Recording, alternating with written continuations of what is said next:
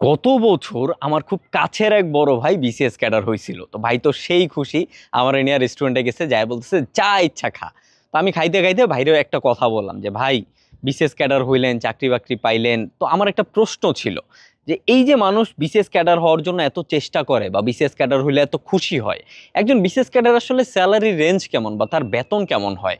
তো ভাই আমার সেদিন বলল যে তার বেতন খুব বেশি না, 28,000 টাকা বেসিক, আর সাথে আরো আরো কিছু আনুষঙ্গিক আছে, সব মিলে হয়তো 40-এর মতো পড়বে। তো আমি সেই দিনই ভাইরে বলছিলাম যে ভাই, এই 40,000 টাকা দিয়ে ঢাকার বাড়িতে আসলে সংসার ঠিকঠাক ভাবে চালাইতে পারবেন? তো তো ভাই আমার সেই দিন খুব গুরুত্বপূর্ণ একটা কথা বলছিল যে দেখ, চাকরিটা আমি খুব কষ্ট কইরা পাইছি বা বিসিএস ক্যাডার আমি খুব কষ্ট কইরা হইছি। আর কষ্ট কইরা কিছু হইলে বা কিছু পাইলে সেটার একটা আলাদা বরকত থাকে। তা আমি আর সেদিন কোনো কথা বাড়াই নাই, খাওয়া দাওয়া করে আমি চলে আসছি। আজকে সকাল আমি বাসার সামনে দিয়ে হাইটা যাচ্ছি, হঠাৎ করে আমার পাশে একটা প্রাইভেট কার এসে দাঁড়াইলো। উইন্ডোটা নামলো, আমি তাকায় দেখি আরে এটা আমার সেই বিসিএস ক্যাডার বড় ভাই। তা আমি বলতেছি ভাই আপনি এখানে? বলতেছে কথা পরে হবে, আগে গাড়িতে উঠ। গাড়িতে উঠলাম, ওইটা জিজ্ঞেস করলাম ভাই গাড়ি কার? বলতেছে আমার গাড়ি। আচ্ছা বাহ, ভালো গাড়ি কিনা ফেলছেন। তা কোথায় যাচ্ছি ভাই, কোনো রেস্টুরেন্টে যাচ্ছি? কয় না, রেস্টুরেন্টে কেন যাবো, আমার বাসায় যাচ্ছি। আমি কই, আপনার বাসা? যে হ্যাঁ, ওই সামনে কিছুদিন আগে একটা ফ্ল্যাট কিনছি, ওইখানেই যাচ্ছি। সো বাহ, ফ্ল্যাটও কিনা ফেলছেন। যাক, কোত্থেকে আসলেন ভাই?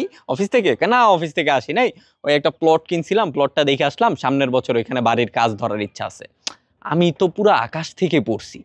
আমি ভাইরে জিজ্ঞেসই করে বসলাম, ভাই আপনি বলছিলেন আপনার বেতন সর্বসাকুল্যে 40,000 টাকার মতো হবে, এই বেতন দিয়ে আপনি ঢাকা শহরে থাকছেন, গাড়ি কিনছেন, ফ্ল্যাট কিনছেন, প্লট কিনছেন, সামনের বছর আবার বাড়ির কাজও ধরবেন, ভাই কেমনে কি? তো ভাই আমারে বলল যে দেখ, তোরে কিন্তু আমি তখনই বলছিলাম যে কষ্ট কইরা কোনো কিছু পাইলে সেটার একটা আলাদা বরকত থাকে।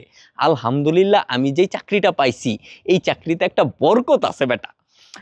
তখন আমি রিয়েলাইজ করলাম যে ভাই, এই জন্যই তো মানুষ বিসিএস ক্যাডার হইতে চায়।